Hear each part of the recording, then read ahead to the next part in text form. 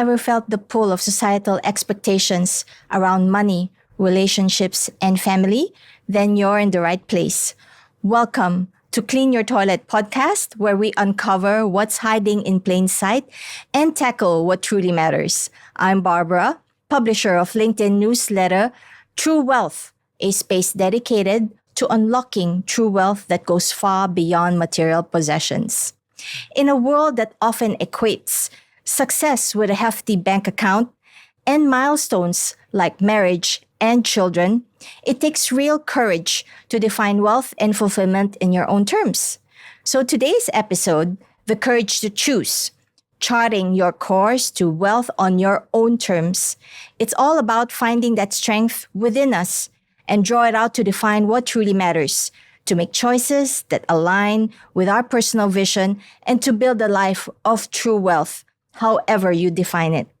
Let's embark on this empowering conversation together. Joining me, Xing Jian. Welcome. Barbara, thank you. Thanks for having me. Hi, everybody. Yeah, so yes, my name is Xing Jian, and I'm a ICF Master Certified Coach.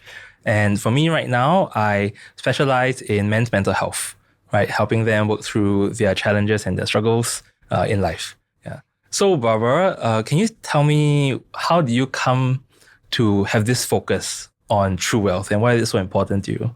It was a very significant life. You know, when in life, sometimes it hits you with a curveball. You never know that it's going to happen. You feel like you can carry on, how to fall if anything happens, you know how to get your bearings. Yeah. But there was one time around not so long ago wherein my whole world shattered and I couldn't pick myself up. Oh, okay. So I thought I built a life of something that is, to me, comfortable, maybe enough for me to retire. Yeah. And then, and I was in a job wherein I felt that, okay, because I can do it so well, I can do it with my eyes closed.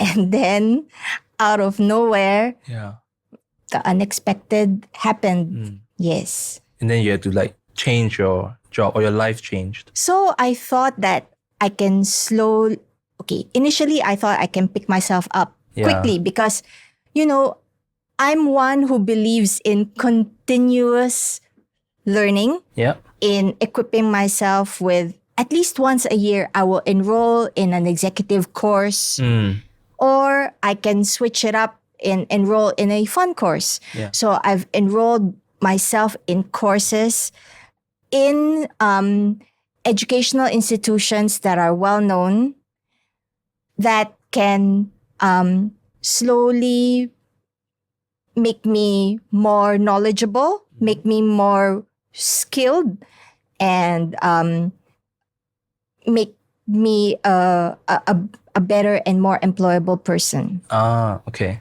Or, in short, help me, rise above the ranks even more. Understand. I was a head of department for a private members club in luxury management. Understand. And I would enroll in courses such as AIML because, high tech, you got to go with the times. Yeah. I also enrolled myself during COVID in courses that would help us pivot through the times. I even enrolled myself in wine certification course because, when you're doing lifestyle events, you should know what you're talking about. And people love wine events and anything that revolves around alcohol. Yeah. So when the company shuttered and I couldn't find a job for almost a year. Oh, no. Okay. Then I'm like, oh, no. What's going on? I thought continuous education would secure your ground, your footing. And I thought that, I would be more employable as a mature professional. Yeah. I'm not young anymore. Right? Yes. This is not my first rodeo. But even with my previous experiences, many years in the luxury lifestyle management industry, and with making sure that I'm enrolled in courses to build myself up even more. It's not, And then I thought, oh dear, I've ended up the very person that I didn't want to become. That my world only revolved around my professional life and whatever position I had in work. Yeah, in work.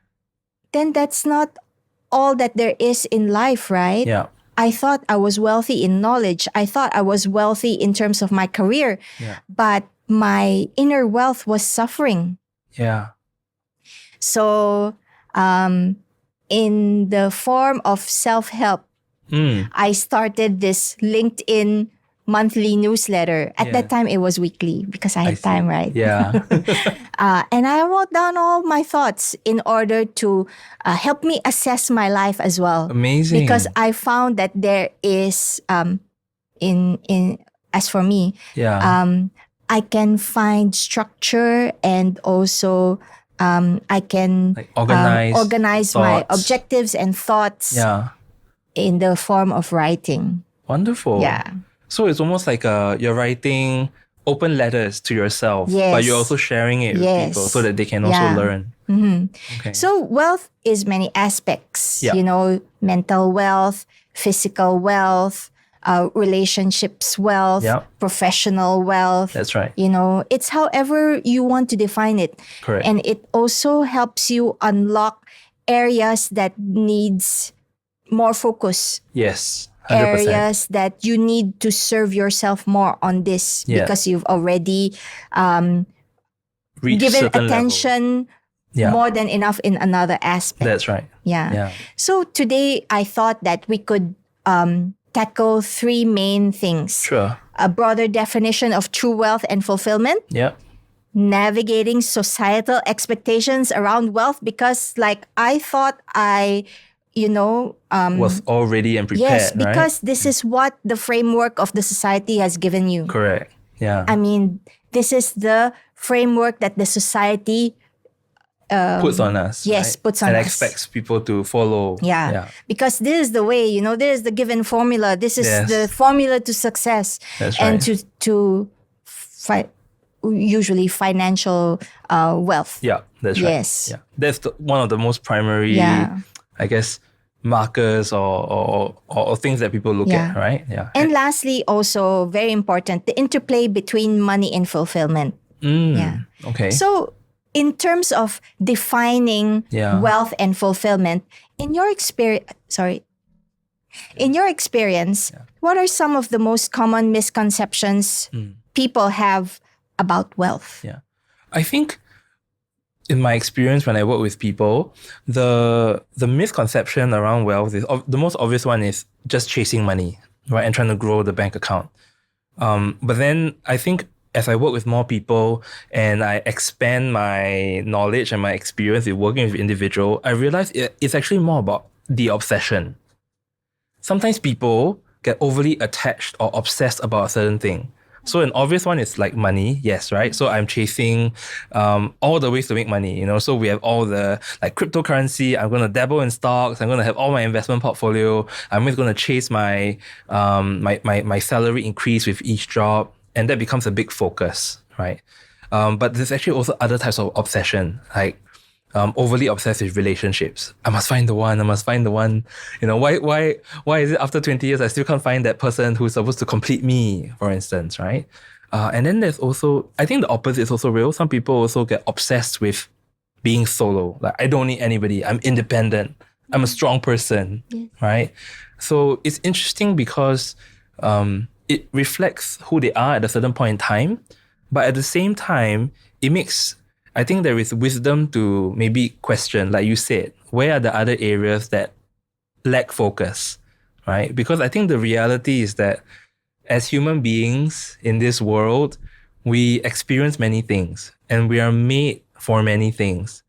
And sometimes if we get stuck in one or two things only, then that's when we lose out, and it can have other consequences on ourselves. Yeah. Yeah. So beyond financial security, what should be key considerations that can contribute to a truly fulfilling life? Yeah. I think the word fulfilling is an important word to look at, right? Because we have the dictionary definition, but it is actually also very subjective to every individual. The key, like what other factors we should look at, right? I think the more important thing is we want to begin to look at your personal awareness, right? Do you even know, like, for example, what makes you feel fulfilled in life, right? So yes, I think it can be very fulfilling to have a big bank account, right? And if that is already handled, then do we allow ourselves to look at other things?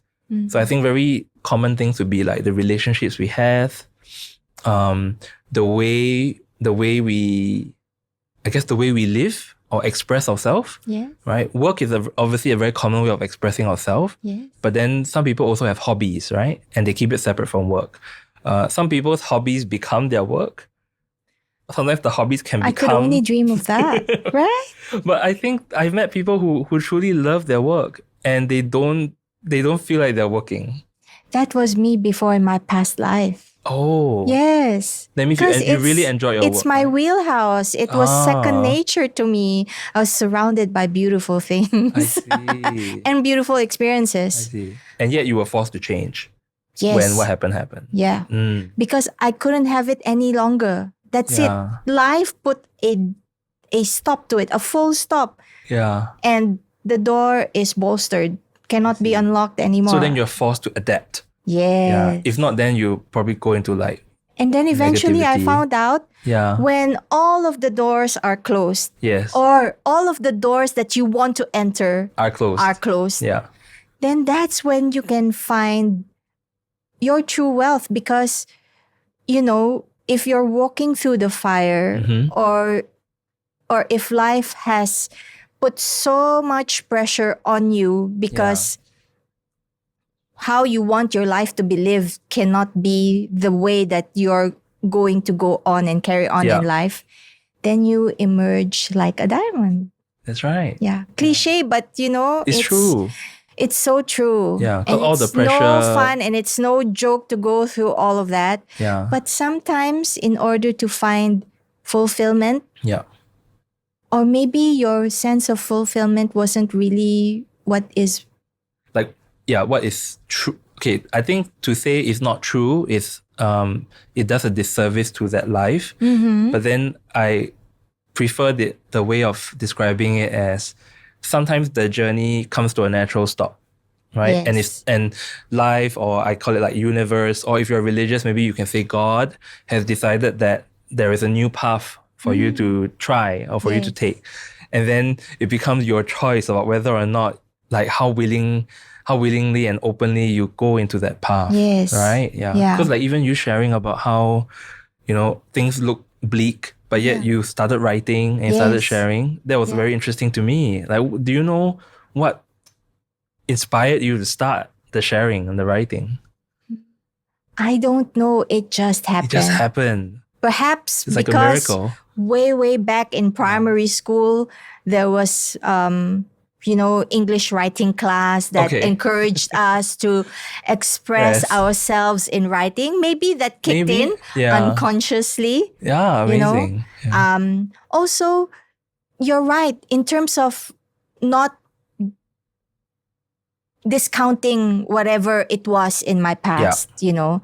But now is the time to open a new chapter or maybe open a new book in your life. Yes. Who knows? You know? Exactly. Yeah. Like if one chapter has ended, we give it the gratitude and the respect. Yes. Right. And then allow it to come to a close. You know, whatever it was in my previous work, I can still draw back from that. It's a wealth of experiences and knowledge. And it proves to be very useful in my now current work. Oh, okay. I transitioned, pivoted from luxury management to wealth management now. Oh. I was never good with numbers. Math was my, weakest subject before. Okay. Yeah. And then now it's not really about math when it comes to wealth management. I see. It's also about mindset, Yeah. being prepared, and also working towards the legacy that you want to leave behind. Yeah. So in terms of true wealth and also your legacy for yourself, Yeah. how can individuals begin to uncover what that truly means for them? Like for me, it could have been revealed through my journaling, through my writing. But for Yeah. other people, if they're not really a sort of person who is into writing or journaling, whatever other ways can they try? Yeah, I can share what I like to do. Yeah, and then I'll go into the question later. So, human beings, we are made as beings who have the power to express ourselves, right? And in your case, writing was one of those channels. For myself, I like to talk. I like to speak, right?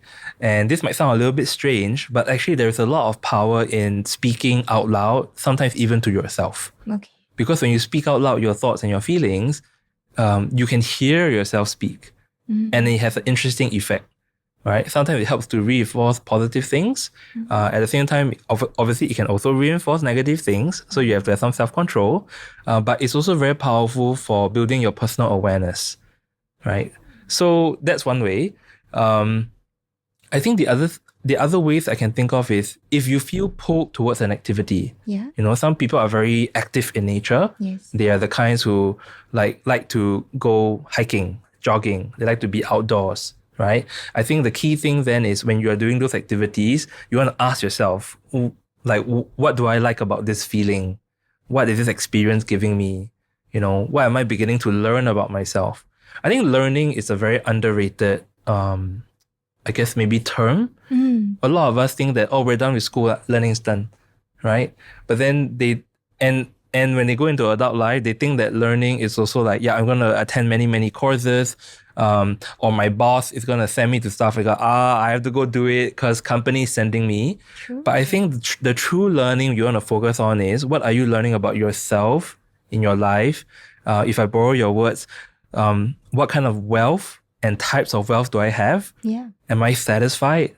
Right? I think as long as you have a question that you're asking yourself, that is already like a good way to begin to start uncovering, right? What is truly wealthy to you. That's true. So it's really about inquiry and asking yourself questions. Yeah.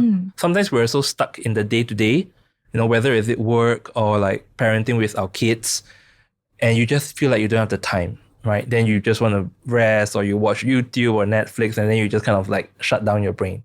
Right? Yeah. But I think that's important for everyone to give themselves some time to like reflect on where their life is at and are they happy? Is there things they want to change? Yeah. I think also learning, whether it is from formal education or life experiences, the real learning is demonstrated through how it changed you and how you improve the way that you live your life. Correct. How much better in the end do you relate to other people as well? Yeah. 100%. I think those are, the key indicators of how good was the learning. Yeah. I think there's also something interesting that came up in my mind when you talked about like how good or like how to improve. Remember I talked about obsession at the beginning? Yes. There are people who are obsessed with improving. Obsessed with like being good at things. Right? Now that you mention, I was that. Really? I am never satisfied with myself. Oh, wow. Okay, that's a strong statement. Yeah. So the thing about the obsession is that sometimes the learning comes from if you look in the opposite direction. So if a person doesn't move, there is learning in them starting to move. If a person moves too much, there is learning in them learning how to stop. So it sounds like for example, the journaling was like you slowing down and really taking a good hard look. Yeah. Right? Because you were always moving, right? Yes. With learning, you have all the plans. You told me what? Every year you must take one executive course? Yes. Because in my mind, local slang, cannot be can already. Yes. 99% no. No, What happened must to be the 100. one? Yeah, exactly. Exactly. Yeah. Yes. So I was that driven, and it was also unhealthy. I see. Yeah. So it's actually a blessing in a way Yes. that you were forced to stop, right? So then you had the time and like a chance to kind of look at yourself and what was really important. That's so cool. Yeah. Yeah. So with all this learning also comes how we are somehow unconsciously forced to go with societal expectations. Oh, yes. We're all caught up in that. We're Yeah. all blind to that. We just go with the flow. Yeah. Yeah. Whichever culture, you Yeah. know, you're expected to Do certain finish things. school, graduate That's with a right. degree, Get a and then job. find somebody. Yes. Get Yeah. a job, because what for? I put you through all that expensive education if you cannot find a good paying job. Yeah. That's And right. then after that, you have to find your somebody. person. Yes. Husband, wife, whatever. And then you have to Have children. children. Carry on the family line. Yes. You know. But that's not for everyone. First Yeah. of all, nowadays, Yeah. the young ones do not think that you have to have a degree. Yep. Agree. Yeah. Times are changing. Yes. Maybe after the boomers, the next generation from the boomers would have also slowly discovered that marriage is not for everyone. Yeah. Same with kids. Yes. Yeah. So how can societal pressures around milestones like marriage and children have impact on our financial decisions and also sense of fulfillment in life? So I think there are a few angles to look at this, right? So when you look at societal pressures or expectations, these are created for certain reasons, right? I think the most common one that, like, if you read about it, is we're trying to create a productive workforce and trying to create people who are good workers, right? But increasingly, as the generations evolve, you notice that this is my theory. I can't cite any paper, but as people become more affluent and more privileged, they have actually time to think and consider and entertain new thoughts, like maybe I don't need a degree. Yeah. Maybe I don't need a job like being employed. I can make like money elsewhere. Like we all know about the gig economy, right? People are doing a lot of freelancing and they do multiple roles and they're happier that way. I don't need children. I want to be alone. Or I can have a partner, but we don't need to get married. For instance, I don't need that certificate, but I do live with a long-term partner. Yes. Right? So all these new ideas, I don't know if they're new, but then all these different things are happening, right? So I sometimes see societal pressures as kind of like an interesting way to measure yourself or to use as a way to do a check-in, right? Like you can say that, yes, I want to do and go with the model, then I will be a good boy, good girl, I'll get the grades follow. Nothing wrong with that. Nothing wrong with that. But I can also say, oh, that makes me feel uncomfortable. Yeah. I want to try something different, right? But the difficult part then is the people who struggle with the in-between, right? Some people are very clear. They go, oh, that's not for me. And then they forge their own path. And then some people are like, oh, but then, my mom and my family, they paid so much to put me through school. So I think these are the individuals who now have a decision to make, right? Because you are faced with this conflict, right? And then you have to ask yourself, what is truly right for me? Yeah. What will really give me that, I guess, the type of wealth that I actually want? Am I really going to go material stuff all the way? Or am I going to forge my own path? And then that requires different types of wealth. Like you might need courage to tell your family, hey, mom and dad, I'm not going to become a doctor or an engineer or a lawyer. I'm going to be a entrepreneur in sustainability or something like that, right? Yeah, I think, that's what I think. I think that is the way forward already. We are seeing it happening every day. Yes, that's true. And in terms of finding that inner strength that one needs, self-awareness perhaps is required. That's only the first step. Yeah, because there are a lot of people who are pretty self-aware because of the education that we all receive, right? But then they still feel stuck. They still feel like unable to make that change, right?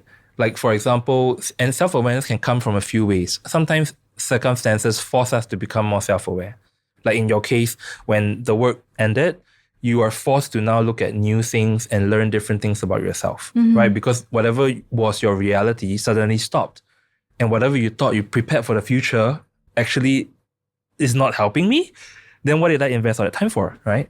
And then there's another type of person who is already very self-aware, but maybe they know like, oh, I like this, I don't like that, I like him, I don't like her, I don't like him.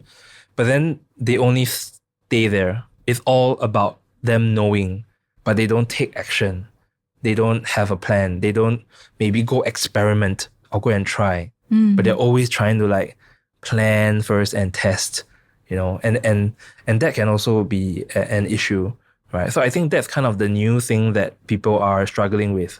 Like they know that like I want to travel the world, but I feel like I got no money, or I feel scared, or I feel fearful, right? So then on top of the self-awareness, you need to do more, in internal work, inner work to really explore like, why do you have those thoughts? Why do you have those feelings? Yeah. If what you say is what you really want, True. Right? Then you have to ask yourself, why am I not able to go for it? Yeah. But to get to that certain point that you know and are pretty sure that that's what you really want, it takes a lot of time and effort, and not everybody has that luxury of time. Correct. So maybe what should one like deliberately do in order to, like check in with yourself? I would challenge that notion a little bit, right? Regarding like it takes a lot of time and effort. Because for some people, the mindset change can happen in an instant, Like so far in my experience when I work with clients, a lot of the work is around increasing their self-awareness, yes, right? And I've experienced two types of clients. There's the first kind who have a very deep and amazing realization, and that is powerful enough for them to go, oh my goodness, I need to change my life. I'm going to do everything different now. So that's one type of client. The other type of client is, I'm not sure, a lot of uncertainty. And then I will have to say something like, why don't you just go try first? You try and you see what comes up, right? Instead of thinking with me for like an hour every time we have a session together, but you go test it out. Really go and do it. And when they go do it, their reality changes. Then they have this learning of, oh, that wasn't so hard, or oh, that wasn't so bad. And then transformation can happen too, right? So these are in my experience, the rough profiles of people. The uncertainty type, The uncertain type is usually perhaps 80% of us all. I feel so. More often. Yeah. What are the things that are stopping them usually? So normally a lot of external concerns and pressures that affect them in internal ways that maybe they didn't know, right? Maybe I'll share a personal example because it might be a bit easier.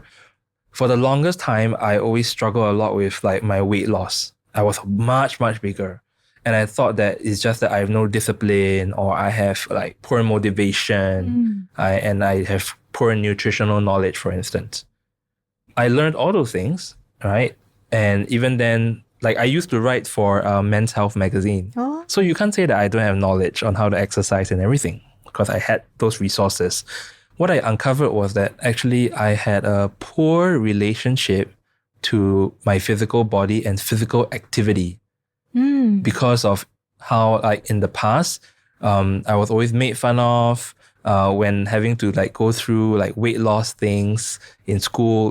Like in primary school, they single you out for being overweight, and they put all the overweight kids together, and we do like extra exercises. So that was in school, right? And then when I went to basic military training, right? There was a time, I think it still happens, if you fail your fitness test and if you're overweight, you are called in earlier to do extra months so that they can prepare you for the main training, right? So then it becomes another kind of like labeling. So now when I recently look back at my past experiences, that I have a terrible relationship to physical activity and to body image, right? And that kind of realization actually helps to unlock a deeper understanding, and it allows me to make decisions after that differently. So now I don't feel so bad about like, I have to go to the gym. In fact, I find it actually not bad. I'm doing it for myself, and I now know why I have to do it, right? Because I take care of my health. Health is also a kind of wealth. Of course. Right? So that I think that's a very simple example. And if you look at the other areas of human life, right, it's worth questioning then, why do we behave the way we behave? Why do we think the way we think? Yeah. But sometimes it's not, sometimes one is caught up with life to be able to caught up too much in life to be able to do the reflection, right? Yes.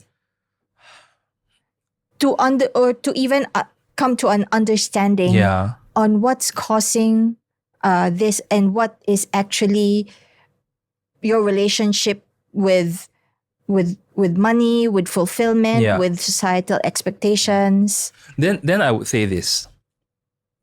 You can either respond to the discomfort, let's say, that you feel, and make a choice to take a look. Or if you don't, life will make the choice for you. Something will happen. Yes. Right? Your health will fail. Maybe a relationship will end. You really don't know, right? An accident could happen, and then suddenly you are stuck in the hospital. Yeah. So there's no right or wrong, right? If you see something is off and you want to make a choice to look at it, good on you. If you don't make that choice and you allow things to, progress as they are, something will break eventually. Yes. Right? Because when the pattern accumulates, naturally they will hit a point where it's too much. Right. And then something will happen. Yeah. What are your thoughts on communities? Tell me more. Because, for example, when one is needing more kind of support in terms of gathering the courage or finding their own strength to build a life that they want. Yeah.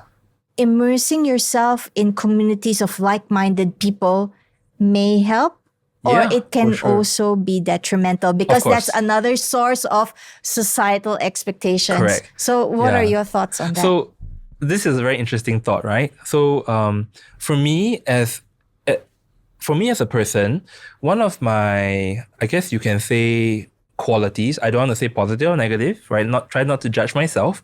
One of my qualities is that I can move quite slow. And obviously people will know it as like procrastination as a quality, right? And something I've learned or observed recently is that we tend to attract similar people to ourselves. Especially if you put in a lot of energy there. So like I noticed that, hey, sometimes people around me are also procrastinators. And that I think would be an example of where a community trait might exacerbate a not so great characteristic. Not great in that if you're trying to, let's say, start a business or move fast or be directive and like have energy, procrastination is not what you want. You want, like more encouragement and excitement, right? Right. So the interesting thing was that because this community of people I observed, we all feel the pain of the procrastination. Yes. Collectively, we decided we should be each other's hype person. So be excited for each other and use like each other's kind of like cheerleader. It's like cheerleader, but also accountability. So we'll say stuff like, hey, I did my ABC. Have you done your 1, 2, 3? You said you're going to do your 1, 2, 3. I've done my ABC. I see. So it's this kind of like a cooperative kind of thing. Yes. Yeah. So that can also be a very, very powerful mechanism. Build each other up. But the difference is that at least one of the people still need to have done enough of their internal kind of soul searching and internal reflection to go, I want to make this kind of change. Yes. Right? So you have to still have like that spark that happens. Your own spark.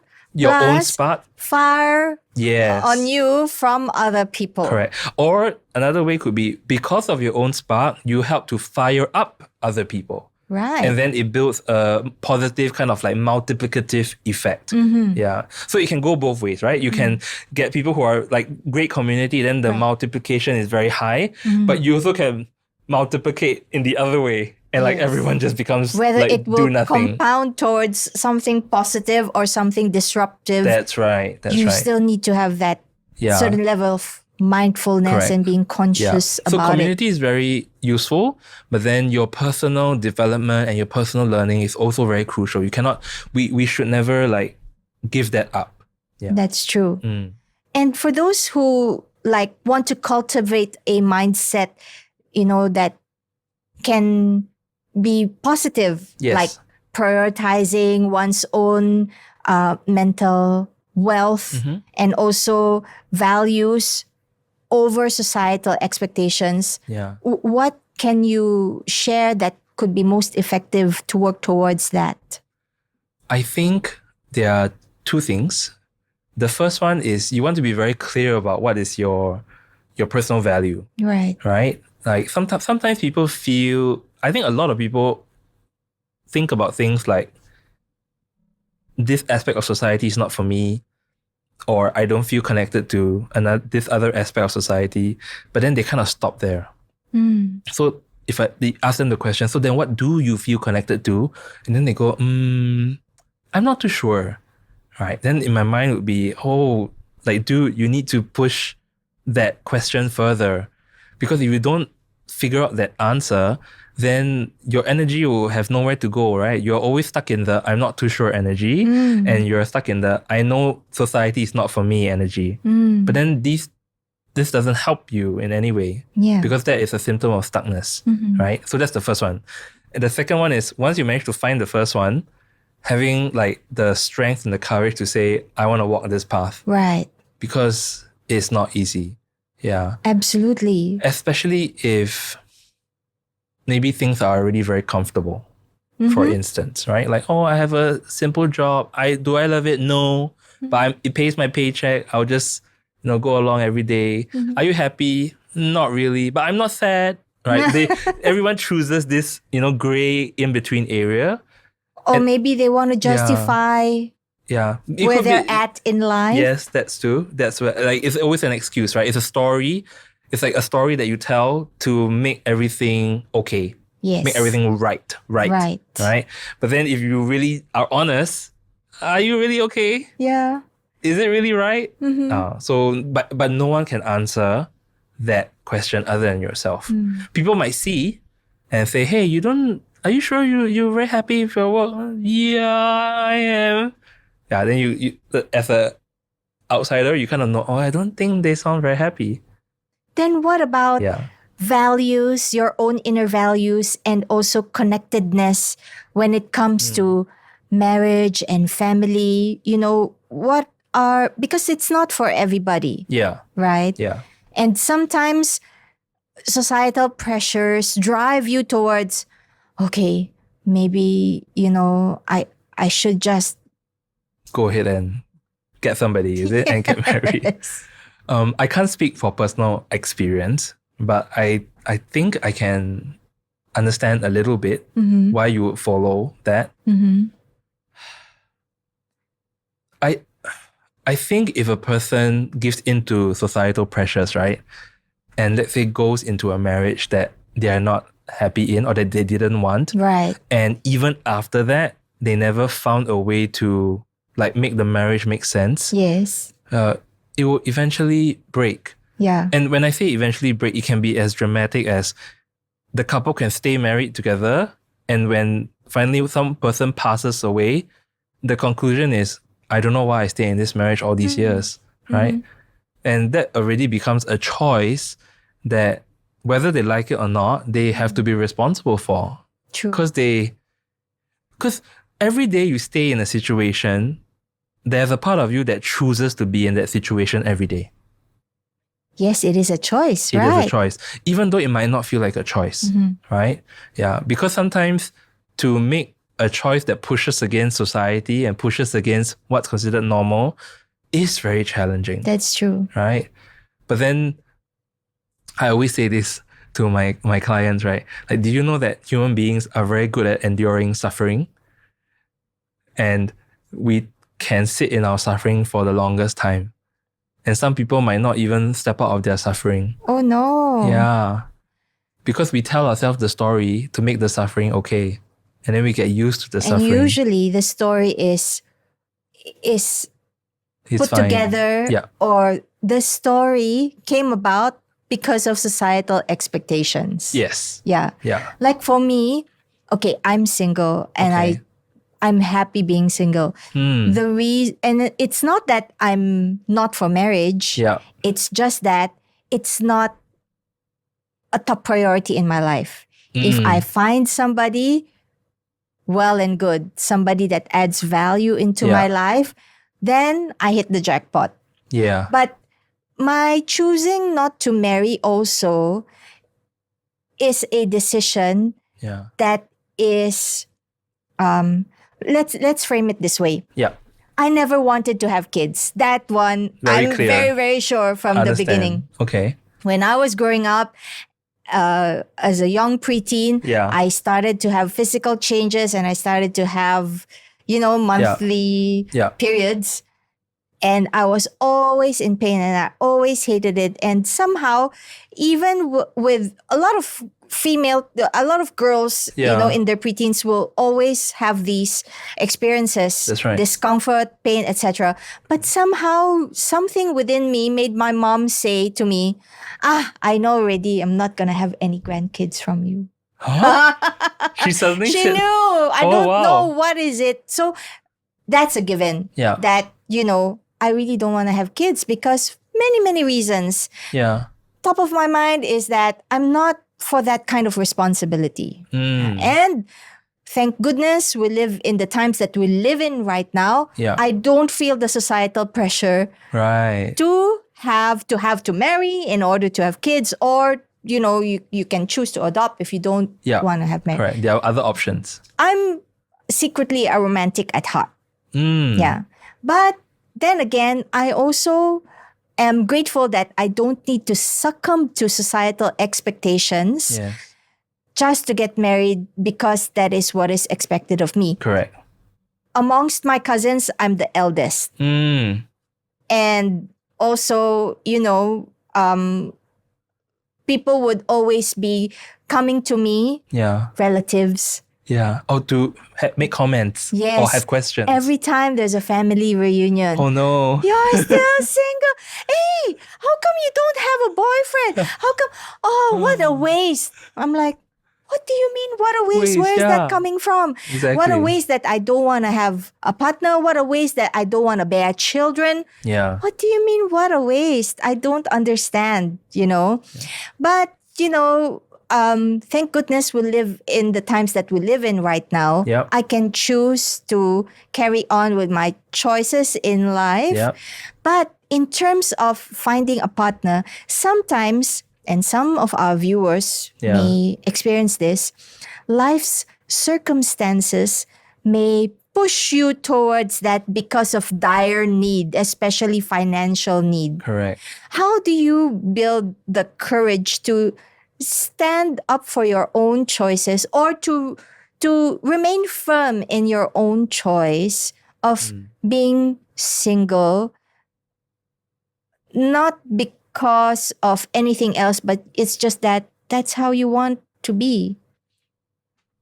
I would say a person would have to really take the time to connect with what is true for them, right? So I don't think anybody should blindly take a position and just keep saying that, like, oh, I just want to be single, I just want to be single, Yeah. right? You minimally should be able to share, not for the sake of sharing with others, but more like for yourself. Do you know why you are choosing to be single? Why do you want to be single, right? Whatever that reason could be, right? I don't think there is any right or wrong, but you minimally have to think a little bit more. Yes. So it's the same thing if you want to be married, right? What are you really marrying for, right? Is it maybe it's really for the money. And if you're clear that it's only for the money, sure. It's right? a transactional It's a transaction, kind of then that's fine, relationship. right? Yeah.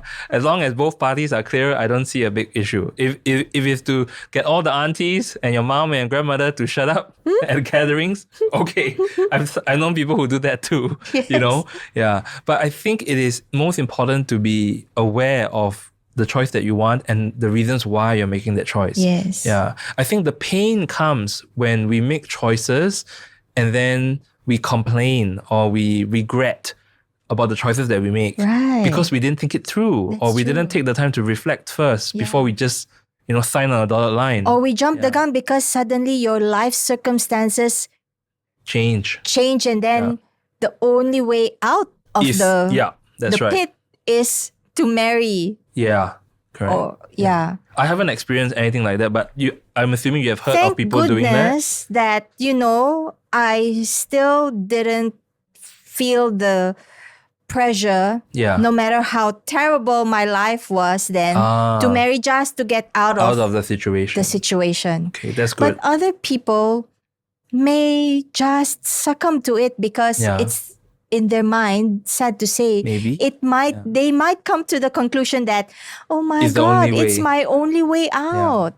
Yeah. Yeah, I mean, if that really does happen, then maybe one way I would look at it would be then there may be a lesson that they need to learn from that choice. Oh. You know what I mean? Like there is something. I'm gonna sound so religious, right? Like that's part of the plan for them to maybe to experience a marriage that came from such a circumstance, right? Mm-hmm. Yeah, I think working with people over so much time, I've learned to be maybe a bit more open-minded about where lessons can come from and where lessons can surface. You really never know. That's right? true. Like even meeting you today, I'm also learning things, right? Yeah, I've never lived your experience, but then you sharing is also how I can learn as well. Yeah. Yeah, that's true. So as we see, there's always an interplay between money, finances, and also fulfillment and personal values. Personal values. And all this. Yes. So how can we develop a healthier relationship with money that supports our own journey towards a fulfilling life and also standing ground rather than hindering it? Yeah. I think it depends on what do people understand as their relationship to money, right? Like, do they view it as a way of survival? Do they view it as a way of like expressing their status?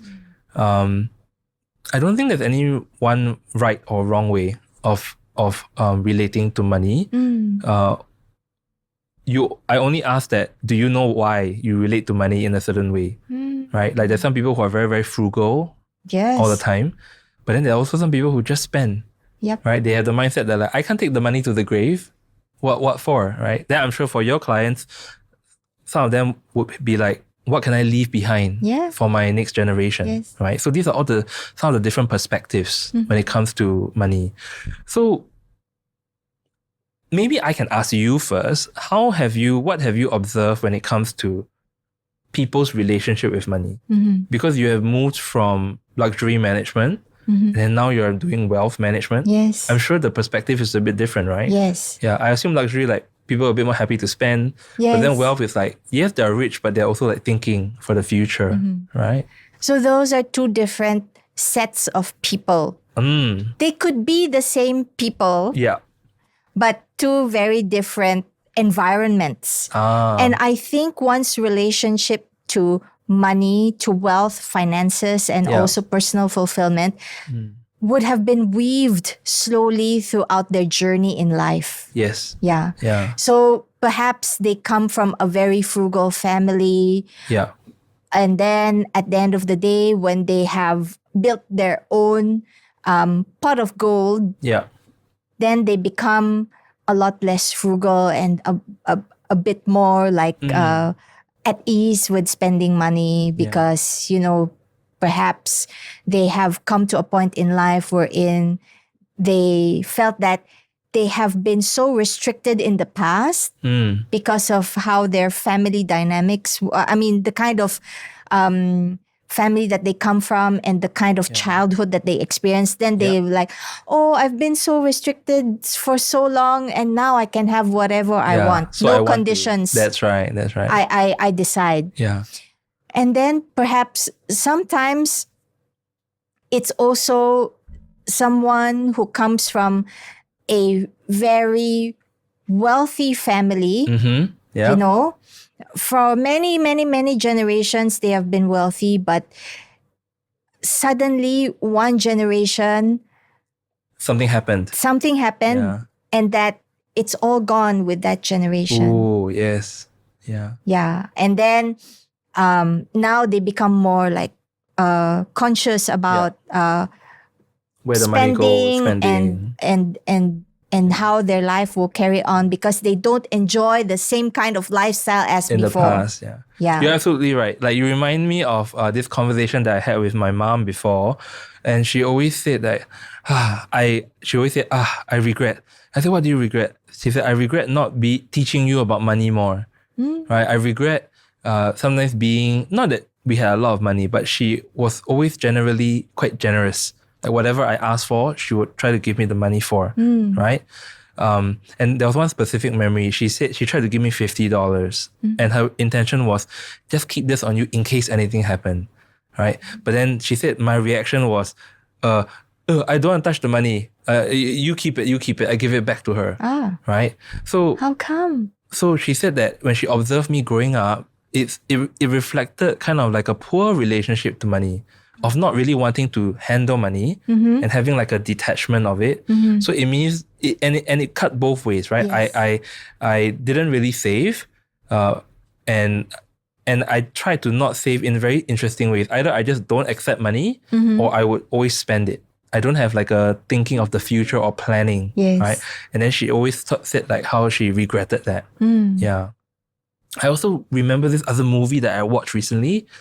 This person, she cut her daughter out of her inheritance. Okay. Because she noticed that because of the wealth that she built for her daughter, it would make life too easy for her daughter.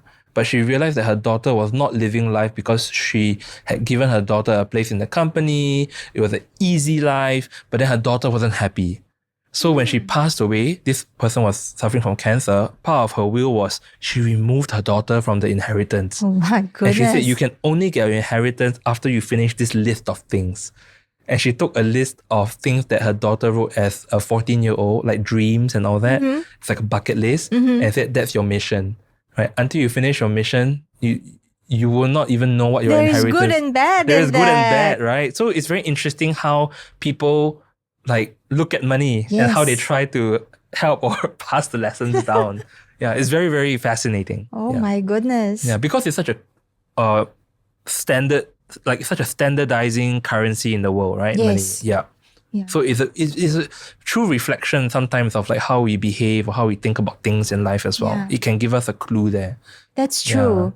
And all over the world, no matter which culture or country you come from, you always chase money. People always chase for money. Yeah, but they chase for different reasons. But they don't always know what's the reason, right? But like chasing for money is always a thing, right? Yeah.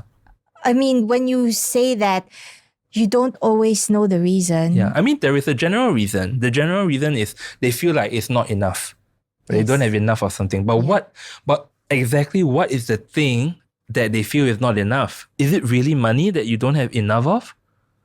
Then how do you explain people who maybe feel very fulfilled living in the mountains, simple life, right? Like, do you ask yourself, why do you feel you need more money?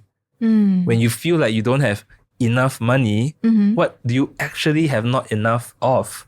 Is it enough of the value of that your money could buy, maybe, right? Is it the status that money represents, right? Enough as compared to whom? Yeah, or sometimes, enough as compared to in the past? Yes, right? So you're getting it, right? There's so many aspects. It can be, another person. Sometimes the person might not even be real.